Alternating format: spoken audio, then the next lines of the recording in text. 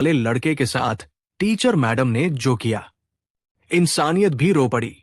दोस्तों, ये सच्ची कहानी है बिहार प्रदेश के मुजफ्फरपुर जिले की, जहां एक छोटे से कस्बे के बाहर सड़क किनारे टीन की छत वाली एक साधारण सी दुकान थी।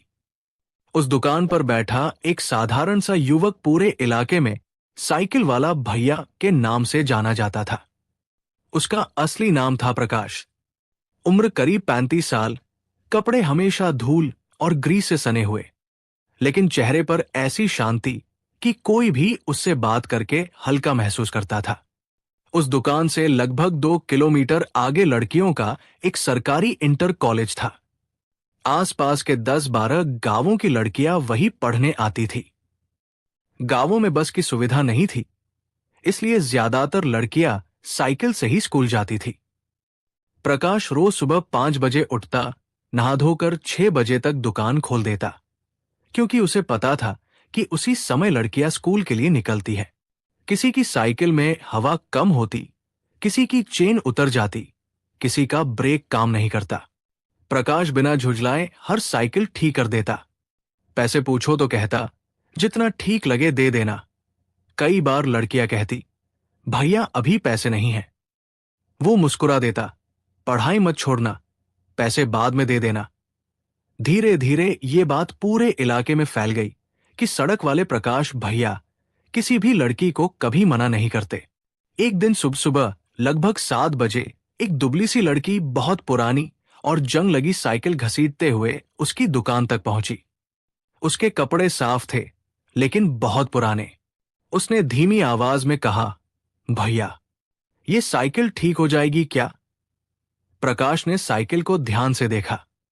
टायर फटा हुआ, चेन जाम, पैडल टेढ़ा, ब्रेक टूटे हुए। उसने सिर हिलाया, बहुत खर्चा आएगा, नई ले लो तो अच्छा रहेगा। लड़की ने कांपते हाथों से 200 रुपए निकालकर आगे बढ़ाए।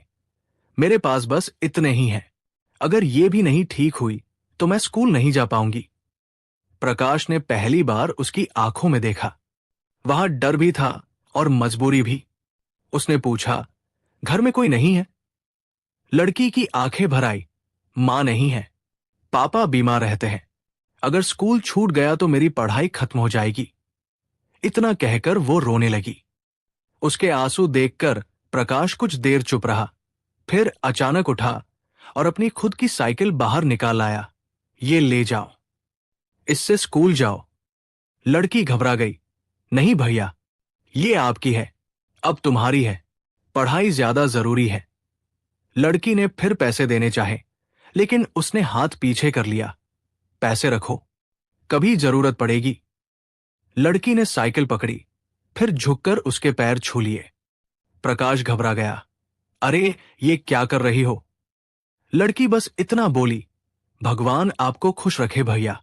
उस दिन के बाद वो रोज स्कूल जाते समय और लौटते समय उसे नमस्ते करती। चेहरे पर वही सच्ची मुस्कान रहती। प्रकाश के भीतर कुछ बदल गया था। उसे पहली बार लगा कि उसकी छोटी सी मदद किसी की पूरी जिंदगी बदल सकती है। कुछ ही दिनों बाद एक और लड़की बिना साइकिल के पैदल आती दिखी। पूछने पर पता चला उसकी साइकिल टूट गई है और घर वाले नई दिलाने की हालत में नहीं है। प्रकाश ने कबाड़ से पड़ी एक पुरानी साइकिल निकाली, 2 दिन मेहनत की और उसे ठीक करके दे दी। अब यह सिलसिला शुरू हो चुका था। जहां भी उसे टूटी फूटी साइकिल मिलती, वो सस्ते में खरीद लाता, ठीक करता और जरूरतमंद लड़कियों को दे देता। दुकान में हमेशा 2-3 अतिरिक्त साइकिलें खड़ी रहती। लड़कियां उसे सिर्फ मिस्त्री नहीं, अपना बड़ा भाई मानने लगी। कोई घर की परेशानी बताता, कोई पढ़ाई की दिक्कत, कोई आपसी झगड़ा। प्रकाश ध्यान से सुनता और जितना समझ आता उतनी सलाह दे देता। आश्चर्य की बात यह थी कि लड़कियां उसकी बात मान भी लेती थी। धीरे धीरे उसकी दुकान लड़कियों के लिए एक सुरक्षित जगह बन गई। दोपहर में स्कूल की छुट्टी होती तो कई लड़कियां वहीं रुक जाती। कोई पानी पीती, कोई हवा भरवाती, कोई बस 2 मिनट बैठकर आराम कर लेती। कुछ तो अपने घर का बना खाना भी उसके लिए ले आती। प्रकाश का कोई परिवार नहीं था। माता पिता का देहांत बहुत पहले हो चुका था। शादी भी नहीं हुई थी। वो दुकान के पीछे बने छोटे से कमरे में अकेला रहता था। लड़कियों की चहल पहल से उसका सूना जीवन भरने लगा था। एक दिन दोपहर में 4-5 लड़कियां आईं और बोली, भैया, आपने खाना खाया? अभी बना लूंगा। नहीं, हम बना देते हैं। प्रकाश ने मना किया, लेकिन वे मानने वाली नहीं थी। वे उसके छोटे से किचन में गई, चूल्हा जलाया और साधारण दाल चावल बना दिए। जाते समय बोली, अब रोज समय पर खाना खाना। उस दिन प्रकाश बहुत देर तक चुप बैठा रहा। उसे लगा जैसे सच में उसका भी कोई अपना है। समय बीतता गया। अब लगभग हर लड़की उसे पहचानती थी।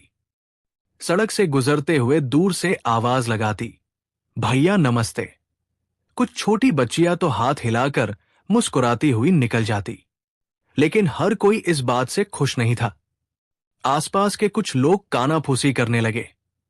इतनी लड़कियां रोज उसकी दुकान पर क्यों रुकती हैं? कुछ तो गड़बड़ है। आजकल जमाना खराब है। हालांकि कई लोग उसकी तारीफ भी करते, गरीब होकर भी कितना अच्छा काम कर रहा है। प्रकाश इन बातों से बेपरवाह था। उसके लिए बस इतना मायने रखता था कि कोई लड़की पढ़ाई छोड़ने को मजबूर न हो। इसी बीच एक दिन कुछ ऐसा हुआ जिसने उसकी जिंदगी को पूरी तरह बदल दिया। दोपहर का समय था।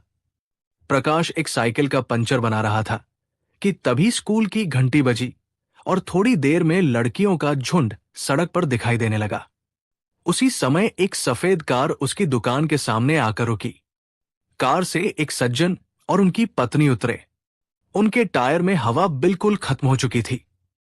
भाई, पंचर बना दोगे? प्रकाश ने तुरंत काम शुरू कर दिया। तभी लड़कियां लौटते हुए उसकी दुकान के पास से गुजरने लगी। भैया नमस्ते। भैया कैसे हो? कल मिलते हैं भैया। कुछ लड़कियां तो साइकिल रोककर उसके पैर छूने लगी। कार वाले पति पत्नी ये सब देखकर हैरान रह गए। फिर 4 लड़कियां वहीं रुक गई और आपस में किसी बात को लेकर झगड़ने लगी। भैया, आप ही बताइए किसकी गलती है? प्रकाश ने दोनों की बात सुनी, मुस्कुराया और बोला, दोनों माफी मांग लो। दोस्ती बड़ी चीज होती है। दोनों लड़कियां तुरंत मान गई। कार वाले आदमी की आंखों में अब जिज्ञासा साफ दिख रही थी। वह तुरंत मान गई। कार वाले आदमी की आंखों में अब जिज्ञासा साफ दिख रही थी। उसने धीरे से अपनी पत्नी से कहा, यह आदमी साधारण नहीं है। उसे तब बिल्कुल अंदाजा नहीं था कि यही मुलाकात आने वाले दिनों में कई जिंदगियां बदलने वाली है। और उसी दिन से प्रकाश की जिंदगी एक नए मोड़ की ओर मुड़ने वाली है। खैर दोस्तों, कार वाले सज्जन का नाम विनोद अग्रवाल था। वे शहर के बड़े कारोबारी थे और किसी काम से उस इलाके से गुजर रहे थे। पंचर बनते समय उन्होंने ध्यान से देखा कि हर गुजरने वाली लड़की प्रकाश को नमस्ते कर रही है। कुछ तो रुककर हालचाल भी पूछ रही है। उनकी पत्नी भी ये सब देखकर हैरान थी। जब टायर ठीक हो गया तो विनोद जी ने पैसे दिए, लेकिन जाने से पहले पूछ ही लिया, भाई, ये लड़कियां तुम्हें इतना मान क्यों देती हैं? प्रकाश ने हल्की मुस्कान के साथ कहा, कुछ खास नहीं साहब, बस पढ़ने जाती है, कभी मदद कर देता हूं। विनोद जी को जवाब संतोषजनक नहीं लगा। उन्होंने फिर पूछा, सिर्फ मदद करने से इतना सम्मान नहीं मिलता। तब प्रकाश ने धीरे धीरे पूरी बात बताई। कैसे वो पुरानी साइकिलें ठीक करके देता है, कम पैसे लेता है और कोशिश करता है कि किसी लड़की की पढ़ाई पैसों के कारण न रुके। ये सुनकर विनोद जी और उनकी पत्नी की आंखें नम हो गई। वे कुछ देर चुप रहे, फिर बोले, तुम बहुत बड़ा काम कर रहे हो और तुम्हें खुद इसका एहसास भी नहीं है। प्रकाश ने तुरंत सिर हिला दिया, मैं तो बस अपना काम कर रहा हूं साहब। लेकिन विनोद जी के मन में कुछ चल रहा था। उन्होंने जाते जाते कहा, अगर कभी किसी मदद की जरूरत हो तो बताना। प्रकाश ने बस मुस्कुराकर नमस्ते कर दिया। उसे लगा कि अमीर लोग ऐसी बातें कहकर भूल जाते हैं। पर एक हफ्ते बाद वही सफेद कार फिर उसकी दुकान पर आकर रुकी।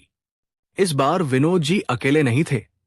उनके साथ 2 और लोग भी थे। वे सीधे दुकान के पीछे वाले कमरे में गए और प्रकाश से बैठकर बात करने लगे। उन्होंने पूछा, तुम आगे क्या करना चाहते हो इन लड़कियों के लिए? प्रकाश पहले तो झिझका, फिर बोला, साहब, अगर सच कहूं तो मैं चाहता हूं कि इनके लिए पढ़ाई की व्यवस्था हो जाए। कई लड़कियां साइंस लेना